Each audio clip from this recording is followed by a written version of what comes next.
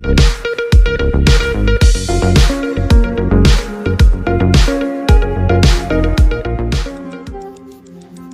News 7 स्पष्ट, निपक्ष व निर्भीड. आई तुळजाभवानीच्या आशीर्वादानं मी उद्या आपल्या सर्वांच्या साक्षीनं मान्य आमदार साहेब, महंत तुकोजीबुवा, महंत वाकोजीबुवा, ज्येष्ठ नागरिक, पक्षाचे पदाधिकारी, सर्व प्रेम करणारे वडीलधारी सर्वांच्या आशीर्वादाने उद्या पदभार घेऊन कामाला सुरुवात करायची आहे.